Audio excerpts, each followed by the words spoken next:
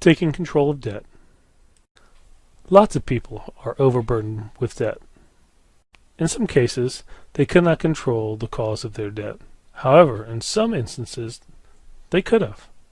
Many people get into serious debt because they experience financial stress caused by unemployment, medical bills, or divorce. Some could not control spending and did not plan for the future and did not save money. Lack of knowledge of financial and credit matters also creates problems.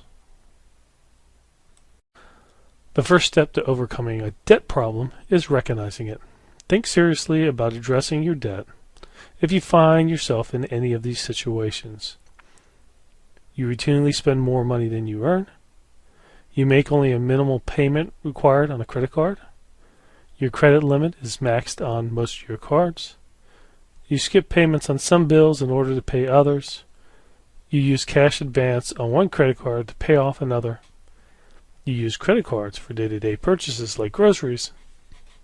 You panic when you're faced with an unexpected expense such as a car repair.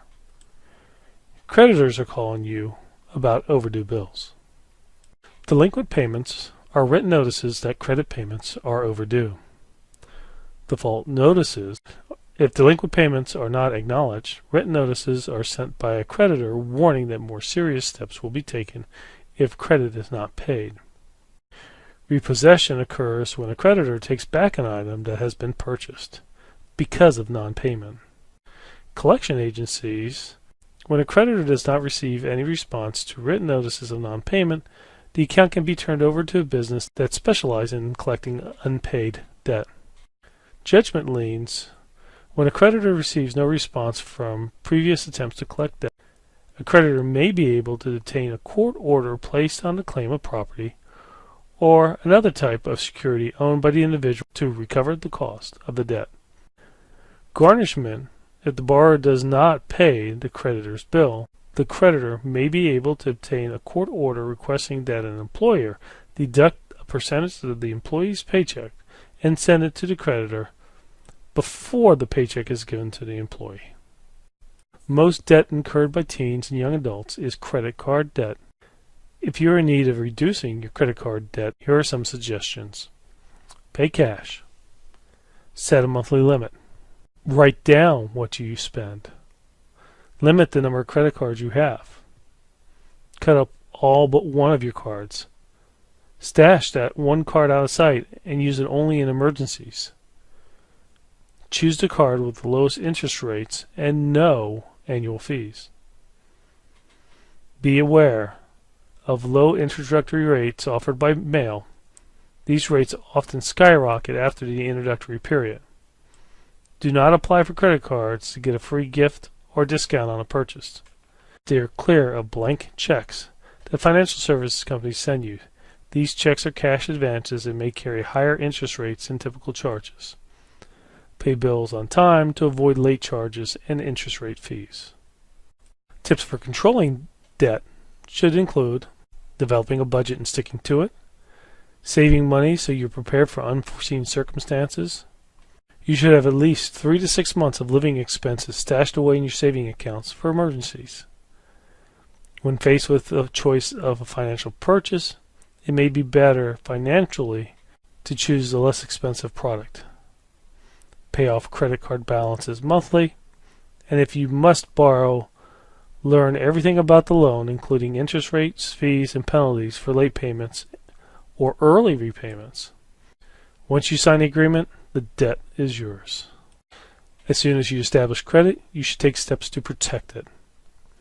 Secure your financial records, social security numbers and cards, account numbers, and all passwords and PINs.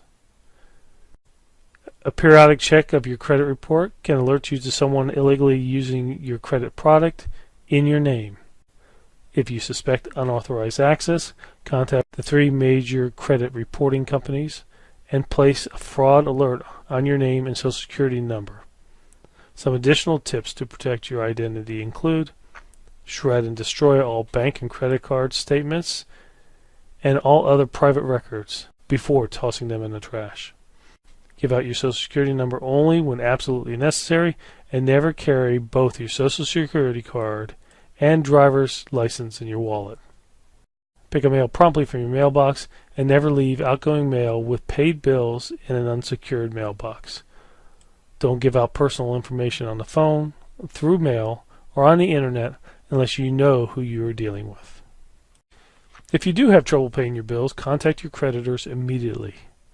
Tell them why it's difficult for you, and try to work out a modified plan that reduces your payments to a more manageable level. Don't wait until your accounts have been turned over to the debt collector. Take immediate action and keep detailed records about your conversations and correspondence. Prioritize any urgent debt, such as utility bills, rent, and car payment. You don't want to have utilities turned off, be evicted from the apartment, or have your car repossessed. Next, work out a personal budget, analyze where your money goes, plan to pay more than the minimal to avoid high interest fees and financial charges. If you're unable to pay your debt off with your current income, find out if you can increase your income. You may want to think about getting a part-time job or renting out a spare room in your apartment. Credit card organizations offer credit education, credit review, and budget workshops. They can help you manage your debt more easily by representing you in these cases with your creditors. The counselors contact the creditors on your behalf. Sometimes creditors will waive interest charges and late fees when you enroll in an established debt management plan. Many credit counseling companies that advise to attract people in debt are in the business of making money by charging high fees. Investigate all debt assistance offers thoroughly before you pay any money. Check with your Better Business Bureau to make sure you are working with a reputable company.